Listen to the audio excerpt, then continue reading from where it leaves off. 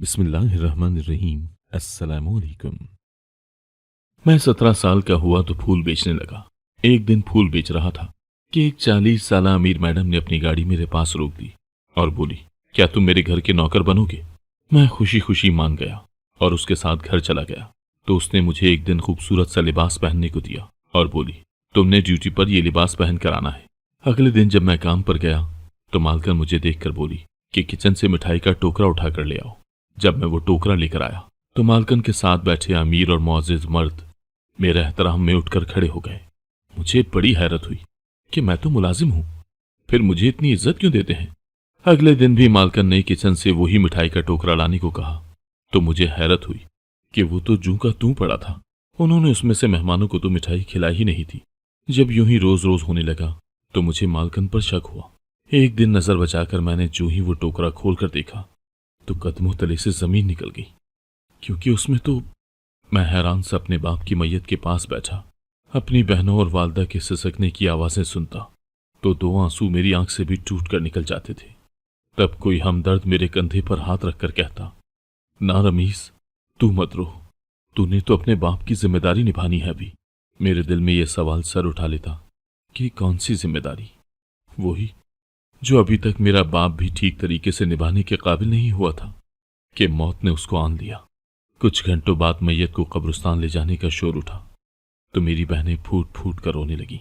मैं अपने वालिद को कब्र में दफन करने के बाद कब्रिस्तान में ही बैठ चुका था। उम्र कम थी मेरी और बोझ बहुत ज्यादा आन पड़ा था मुझ पर।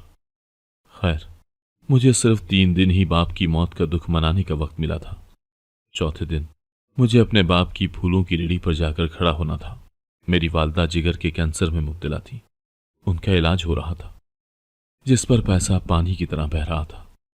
फिर मेरी 2 जवान बहनें भी दहलीज पर बैठी हुई थी।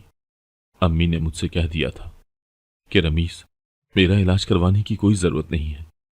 तुम पैसा पैसा जोड़कर इस काबिल हो जाओ कि तुम्हारी बहनों की शादी खुशअस्लूबी से हो सके। मैं सारा दिन फूलों की रेडी पर खड़ा रहा, मगर मैं सिर्फ 300 के ही फूल फरोख्त कर पाया था। मैंने वो पैसे ले जाकर वालदा की मुट्ठी में रख दिए तो वो बोली, बेटा, इन पैसों में से घर में खाने के लिए कुछ पकाऊं या ये पैसे जोड़कर तुम्हारी बहनों की शादी करूं? मैं चुप कर जाता, क्योंकि उनके सवालात के जवाब मेरे पास नहीं थे। अम्मी को यकीन था कि एक दिन वो सोने के लिए लेटेंगी तो उठ नहीं पाएंगी। बस इसी वजह से वो चाहती थी कि अपनी जिंदगी में ही वो अपनी बेटियों के फर्ज से सुबुकदोश हो जाए। वो जानती थी कि उनके बाद उनके बच्चों का कोई गमगसार नहीं होगा, क्योंकि हमारे रिश्तेदार तो अब्बू की हयात में ही हमसे हाथ खींच चुके थे। तो फिर वो इन दोनों के गुजर जाने के बाद कहाँ हमारी खबरगिरी करने वाले थे। मैं हर रोज फूलों की रेडी लगाकर खड़ा हो जाता और हर रोज ही मायूस घर लौटता था। मैं बस इतने ही पैसे कमा पाता था जिनसे घर का चूल्हा जलता रहता।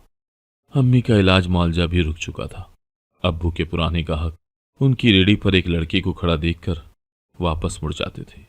मैं बस हर दम उठते बैठते अल्लाह ताला से दुआ करता रहता कि वो मेरी मदद करें। दुनिया वालों की जानिब से तो सभी रास्ते बंद हो चुके थे। एक दिन मैं अपनी रेडी पर बड़ा मायूस सा खड़ा था जब एक बड़ी सी गाड़ी मेरी रेडी के पास आकर रुकी। मैंने अपने फूलों की जानिब बड़ी हसरत से देखा था कि काश आज ये सारे फूल बिक जाएं। तभी गाड़ी का दरवाजा खोलकर एक अमीर सी मैडम बाहर निकली और बोली, अरे लड़के, क्या नाम है तुम्हारा? मैं थूक निकल कर बोला, रमीज, रमीज नाम है मेरा। वो बोली, दिन भर का कितना कमा लेते हो? मैं उदासी से बोला, 3 या 400। औरत कुछ सोच में पड़ गई और बोली, मेरे घर मुलाजमत करोगे? दिन का 3 से 4 हजार दूंगी। मैं तो उस औरत की बात सुनकर ही दंग रह गया था। मैं बोला, क्या काम करना होगा मुझे? मैं तो पढ़ा लिखा भी नहीं हूं, शायद आपका काम ना संभाल सकूं। तब वो मैडम बोली, काम बहुत आसान है, तुम जल्दी सीख जाओगे। मैं चाहती हूं कि मेरे घर सिर्फ तुम ही मुलाजमत करो, वरना मैं तो जिसे चाहे काम पर रख सकती हूं। मैं जल्दी से बोला, जी जी, मैं आपके साथ काम करने पर रजामंद हूं। तब उसने मुझे गाड़ी में बैठने का इशारा किया। मैंने उस औरत को पहले कभी नहीं देखा था, इसीलिए उसके साथ जाने से हिचकिचा रहा था कि न जाने वो औरत सच भी कह रही थी या नहीं। खैर, मैंने सोचा कि इसकी बात मानना एक रिस्क है और मैं अपने घर वालों के लिए ये रिस्क लेने के लिए तैयार हो गया था। मैं गाड़ी में बैठा तो वो बोली, मेरा नाम नूर है, तुम मुझे नूर ही कहोगे। मैं लड़खड़ाती आवाज में बोला, मगर आप तो मेरी मालकन है और मैं आपका मुलाजिम, फिर मैं आपको नाम से कैसे मुखातिब कर सकता हूँ। नूर अगली सीट पर बैठी थी, मुझे मुड़कर देखा और बोली, मुझे ज्यादा सवाल जवाब नहीं पसंद। अगर तुम मेरे साथ काम करना चाहते हो तो कम से कम सवाल करने की कोशिश करना। मैं चुप कर गया। मैं नूर के साथ उसके आलीशान बंगले में चला गया था। उसका घर देखकर तो मेरी आंखें फटी की फटी रह गई थी। मैं दरवाजे पर ही खड़ा था जब उसने एक मुलाजिम को आवाज देकर बुलाया और उसे लिबास लाने को कहा। मुलाजिम लिबास ले आया तो नूर ने वो खूबसूरत से लिबास मुझे पहनने को दिया और बोली, तुमने ड्यूटी पर यह लिबास पहन कर आना है। फिर उसने अपने परस से 10,000 रुपये निकाल कर दे दिए और बोली, ये लो, आज तुम्हारा पहला दिन था, ये तुम्हारा इनाम है, कल से काम पर आ जाना। मैं वो पैसे हाथ में पकड़कर दंग सा खड़ा था। नूर जा चुकी थी, मेरी आंखों से आंसू बहने लगे थे। मैं तो अल्लाह के करम पर हैरान था कि वो इंसान को कैसे कैसे नवाजता है। मैं जानता था कि आज इतने पैसे देखकर मेरी वालदा बेइंतहा खुश होंगी। मैंने घर जाते ही वो सारे पैसे अम्मी की हथेली पर रख दिए तो उन्होंने मेरा हाथ थामकर अपने सर पर रख लिया और बोली, रमीज, आज तक कभी तुम्हारा बाप भी इतने पैसे कमा कर नहीं लाया, लेकिन उसने हमें हमेशा हलाल ही खिलाया है। तू बता, ये पैसे कहां से लाया है? अम्मी ने अपने सर की कसम दे दी तो उन्हें मैंने सारी बात खुलकर बता दी। अम्मी की आंखों से आंसू बहने लगे थे। वो बोली, बेशक मेरा रब बहुत मेहरबान है, उसने मेरी सुन ली है। अम्मी बेइंतहा खुश थी। उन्होंने रिश्ते कराने वाली औरत के हाथ पर 5,000 का नोट रख दिया और उससे कह दिया कि तुमने मेरी बेटियों का अच्छी जगह पर रिश्ता कराना है, मैं तुम्हें मालामाल कर दूंगी। अगले दिन जब मैं काम पर गया तो ये देखकर दंग रह गया कि नूर के साथ बहुत बड़े बड़े और मुअज़्ज़िज़ लोग बैठे हुए थे। मैं उनको देखकर मरूब सा हो गया। तब नूर की आवाज सुनाई दी। वो बोली, रमीज, किचन से मिठाई का टोकरा उठा कर ले आओ। मैंने वो टोकरा बड़े सलीके से उठाया। मुझे लगा कि ये मिठाई मुझे उन मुअज़्ज़िज़ीन के सामने पेश करनी है, मगर जब मैं वो टोकरा लेकर आया तो मालकन के साथ बैठे अमीर और मुअज़्ज़िज़ मर्द मेरा एहतराम में उठकर खड़े हो गए। मुझे बड़ी हैरत हुई कि मैं तो मुलाजिम हूं, फिर मुझे इतनी इज्जत क्यों दी जा रही है। मैं शशदर सा खड़ा था। तब नूर बोली, रमीज, तुम जा सकते हो। मैंने सर हिला दिया और लाउंज से बाहर निकल गया। घंटा भर मैं बाहर ही बैठा रहा।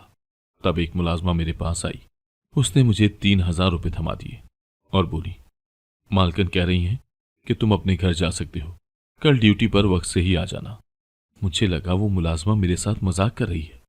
मैं बोला, लेकिन अभी तो मैंने काम किया ही नहीं है। वो मुस्कुराकर बोली, खुशकिस्मत हो, यही काम है तुम्हारा, नहीं तो हम यहाँ सारा सारा दिन काम करते हैं, लेकिन मालकन फिर भी राजी नहीं होती। मैं बोला, कहीं मालकन ने मुझे काम से तो नहीं निकाल दिया? वो बोली, अरे नहीं नहीं, बेफिक्र रहो, बस कल वक्त पर आ जाना। मैं चुपचाप घर की जानिब चल पड़ा था। मैंने वो पैसे ले जाकर अम्मी के हाथ पर रख दिए थे और वो मुझे झोली भर भर कर दुआ देती रही थी, जबकि मैं परेशान सा था कि न जाने मालकन मेरे साथ क्या खेल खेल रही है। अगले दिन मैं काम पर गया तो फिर से बहुत अमीर मर्द हजरात को मालकन के साथ बैठे हुए देखा था। मालकन ने फिर से मुझे मिठाई का टोकरा लाने को कहा तो मैं किचन में चला गया। किचन में पड़ा मिठाई का टोकरा देखकर मैं हैरान रह गया था, क्योंकि वो कल वाला ही टोकरा था, उसको तो खोला भी नहीं गया था शायद। मैं वो टोकरा उठाकर ले गया तो सभी मेरे एहतराम में उठकर खड़े हो गए थे। मालकन ने मुझे जाने का इशारा किया तो मैं बाहर लॉन में आकर बैठ गया। आज की तनख्वाह भी मुलाजमा मुझे वहीं दी गई थी। मैं घर पहुंचा तो अम्मी मुझे बहुत खुश नजर आ रही थी। मैंने वजह पूछी तो वो बोली, बेटा, तुम्हारी दोनों बहनों का रिश्ता पक्का हो गया है, हम जैसे सफेद पोश लोग ही हैं। उन्होंने जहेज लेने से भी इनकार कर दिया है। मैं अम्मी की बात सुनकर बेइंतहा खुश हुआ था। मैंने सोचा कि चलो बहनों का घर बस जाए तो फिर अम्मी के इलाज की तरफ ध्यान दूं। अम्मी ने बताया कि अगले जुमे सादगी से निकाह हो जाएगा बहनों का। अगले दिन मैं काम पर गया तो मालकन से कह दिया कि मुझे जुम्मे की छुट्टी चाहिए। उन्होंने वजह पूछी तो मैंने ये कह दिया कि मेरी बहनों की शादी है। मालकन बेइंतहा खुश हुई और बोली, मैं तुम्हारे साथ तुम्हारे घर जाना चाहती हूँ। मैं सोच में पड़ गया, मगर फिर बोला कि मैं आपको अपने साथ ले चलूंगा। अगले दिन मैं नूर को अपने साथ घर ले गया था। अम्मी कमरे में थी, बीमारी की वजह से चलने फिरने से कासिर हो चुकी थी, इसीलिए नूर उनके पास ही चली गई थी। मैं अम्मी के कमरे के पास से गुजरा तो मुझे अंदर से रोने की आवाज आने लगी थी। मैं दिल ही दिल में शर्मिंदा हुआ कि अम्मी को मालकिन के सामने रोना नहीं चाहिए था। नूर बाहर निकली तो बोली, मैं घर वापस जाना चाहती हूँ। मैंने ड्राइवर को गाड़ी स्टार्ट करने का कहा तो वो अपनी गाड़ी में बैठकर वापस चली गई थी। मैं अम्मी के पास चला गया और बोला, क्या बात थी, आप रो क्यों रही थी? अम्मी ने अपने सिरहाने के नीचे से मुझे नोटों की गड्डियां उठाकर दिखाई और बोली, ये मुझे तुम्हारी मालकिन देकर गई है।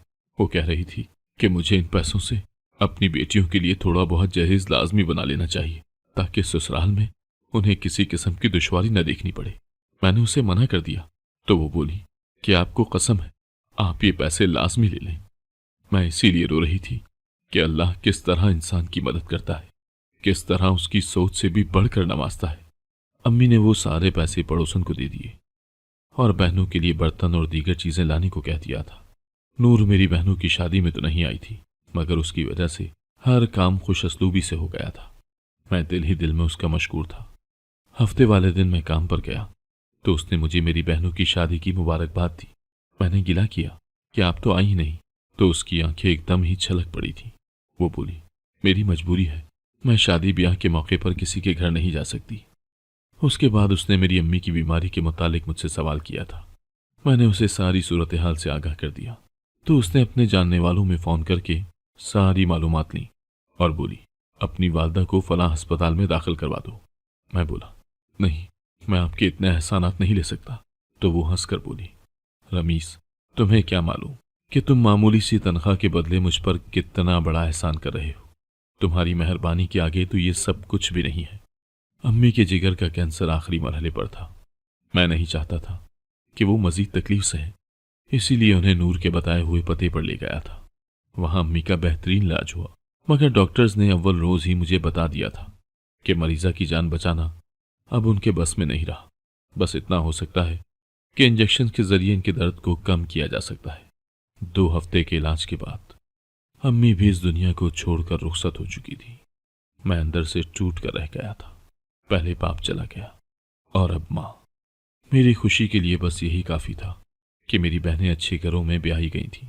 मैं 1 हफ्ते तक तो घर से ही नहीं निकला। तब नूर हमारे घर आई और बोली, रमीस, अब तुम मेरे साथ मेरे घर चलोगे। मैंने पहले तुमसे कम काम लिया क्योंकि तुम पर बहुत सी जिम्मेदारियां थीं। अब तुम हर किस्म की जिम्मेदारी से सुबकदोश हो चुके हो, इसीलिए तुम्हें मेरे साथ चलना चाहिए। मैं मालकन को इनकार नहीं कर सकता था क्योंकि उसके बहुत से एहसान थे मुझ पर, इसीलिए मैं उसके कहने पर अपने घर को ताला लगाकर चला आया था। अब मैं मालकन के घर बहुत आराम से रहता था। सब मुलाजिम मेरा एहतराम करते थे और मुझसे ऐसा ही सुलूक करते थे जैसे कि मैं कोई बहुत बड़ा आदमी हूं।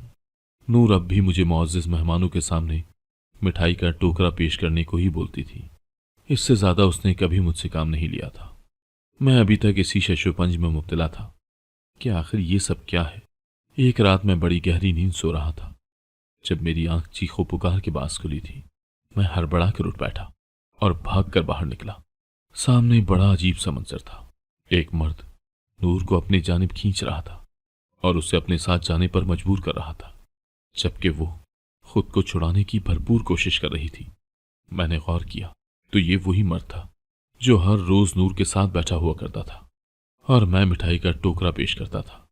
मैं आगे बढ़कर बोला, छोड़ दो नूर को, तुम इनके साथ जबरदस्ती नहीं कर सकते।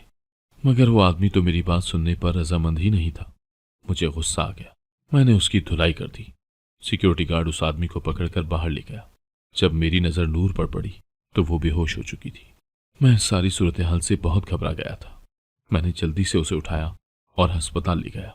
अस्पताल जाकर मुझे जिस बात का इल्म हुआ वो मुझे अंदर से हिला देने के लिए काफी थी।